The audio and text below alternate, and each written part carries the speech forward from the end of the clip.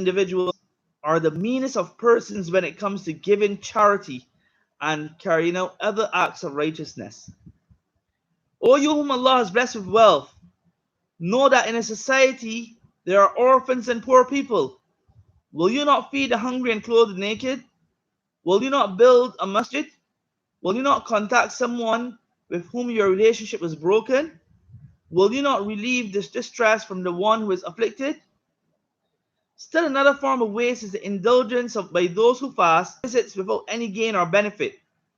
Similarly, they engage in mixing repeatedly with people for no specific reason or interest. In this way, their time is wasted, their age is frittered away, and their days are lost.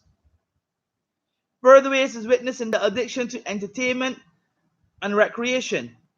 Hence, the obsession with games such as football, physical exercises, picnics, and other activities that consume valuable time that could have otherwise been devoted to worship, remembrance of Allah, recitation of the Quran, acquisition of knowledge, and enjoying good and forbidding wrong.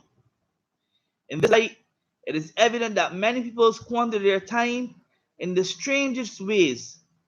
Yet, tomorrow when the graves throw up what they contain, and the hearts reveal what they bear, all these people will see the results of their actions. On the whole, the various forms of extravagance can be summarized as follows. Number 1, people who waste their time in disobedience and sin. Extravagance is the most dangerous and the worst kind. Number 2, people who waste their time by aimlessly straying away in all directions. They will be most regretful on the day of the great exhibition. Number 3, people who waste time and money on food, drink, and clothes, which do not increase them except in dejection and anxiety. Number 4, people who waste their time in the permissible games, amusements, and picnics. They have in reality cheated their age. We ask Allah for success, steadfastness, and guidance. Ameen.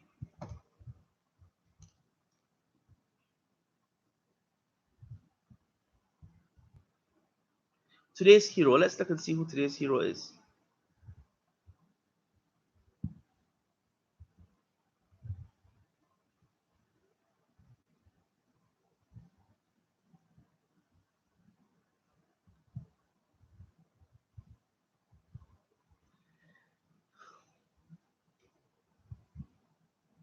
Today's hero is someone who is very famous in the West. His poetry is always quoted, his lines are always mentioned. That is none other than Jalaluddin Rumi Rahmatullahi alayhi. His name is Muhammad, but he was famously known as Jalaluddin, and also he is known as Maulana Rum or Maulana Rumi. He was born in Balkh on the 6th of Rabi al-Awwal in the year 604 after Hijrah. His father, Sheikh Muhammad Bahauddin, was a great alim and a famous saint of his time. Maulana Rumi acquired his elementary knowledge from his father, but due to some fallout with the rule of the time, his father was forced to move to Konya, when Maulana Rumi was 18 or 20 years of age. There he studied under various scholars for 8 years, after which he proceeded to Aleppo, which was a renowned center of learning. There he stayed in the Madrasa Halawiyya and studied under Sheikh Umar bin Ahmad Rahmatullahi alayhi. He also studied under various other scholars until he mastered many branches of knowledge. He was then 40 years of age when his father passed away. Sheikh Burhanuddin came to pay his respects. One of the sheikhs tested Maulana Rum Rahmatullahi alayhi, and he said, "It is only your inner knowledge that is now left. I now wish to hand this trust of your fathers over to you."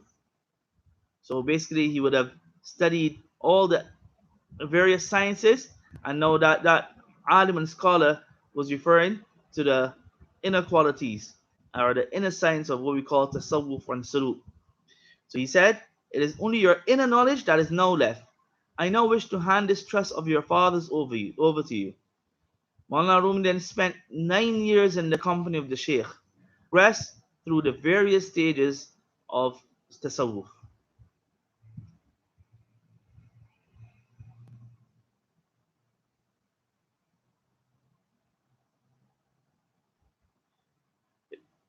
One important act. When we always say when we meet the Haji, the person who returns from Hajj, we should ask them for du'as. So this comes from a hadith. Rasulullah sallallahu alaihi wasallam said, when you meet the Haji, when you meet the person who's returning from Hajj, greet him, shake hands with him, and ask him to make dua for your forgiveness before he enters his house. Before he enters his house, because he has been cleansed of sins. Because he has been cleansed of sins.